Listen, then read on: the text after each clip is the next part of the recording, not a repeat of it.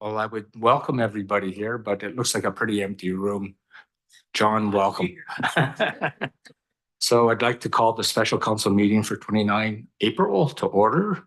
Territorial acknowledgement, we respectfully acknowledge that we're gathered on the traditional territory of the Lekwungen-speaking people of the Kasepsum and Songhees nations, whose historical relationships to the land continue today. Approval of the agenda. May I have mover and seconder for today's agenda? Thank you. And seconder. Okay, thank you, Councilor Grove. Discussion. Any opposed? Seeing none, motion carried. We'll move on. Public participation. John, you want to speak? No. Okay. Well, yeah. Okay, we'll move on to new business. 4.1 off-cycle grant and aid. Is Kathy going to be here, or are you going to look after? Thanks. Thank you, Mayor Kobayashi.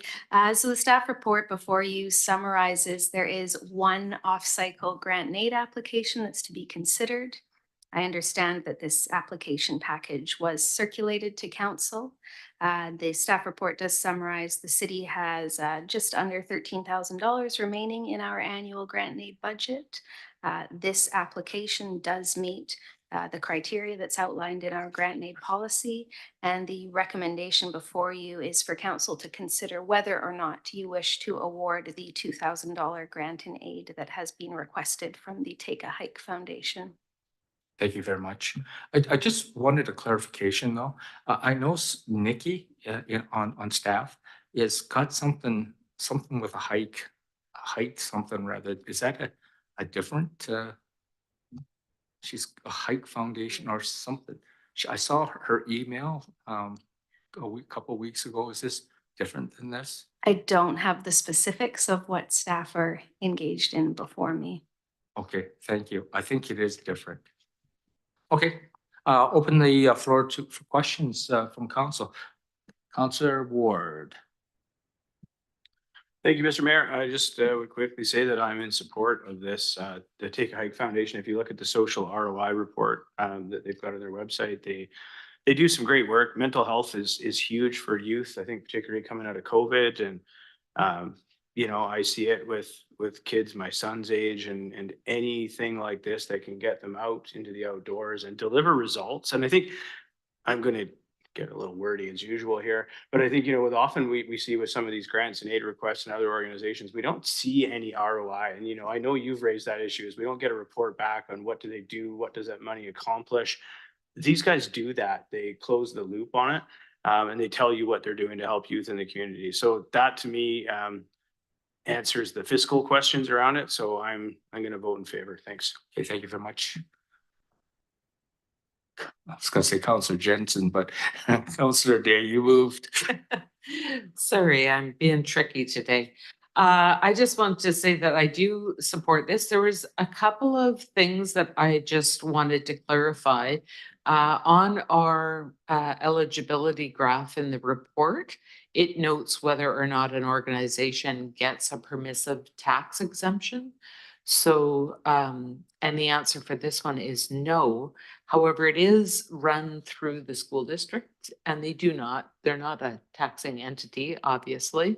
So I just don't know if that's something that is, you know, it's maybe a gray area, something to think about when we do review our grant policy. Just draw your attention to that. And also, in terms of the hike issue, the staff member is involved with Hike for Hospice, not this organization that is applying for a grant. So I am in support of this. I've been working for many years now with Family Court, and through that became acquainted with the Youth Mental Health Coalition, who are school-based and working throughout the province of BC to increase supports for youth. And they have noted a number of issues which have been escalating much longer than COVID, including eating disorders and especially anxieties. And it's not just a particular gender. It's across all genders and across all ages. So I think this is a worthy endeavor. Thank you very much, and thank you for the clarification. That's great too.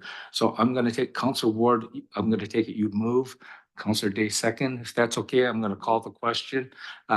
Although any opposed? Seeing none, motion is approved. It's unanimous. We'll move on to bylaws. Jen, do you want to say anything more? I don't think there's anything changed, but if you want to say anything, certainly let you introduce it. Staff report before you outlines the financial implications. Quickly comment, the 2024 budget called for a 4.9% property tax increase. The bylaw that is before you tonight for 3 readings applies that increase evenly between property classes. Financial implications are outlined in the staff report. Pleased to answer any questions you may have. Okay.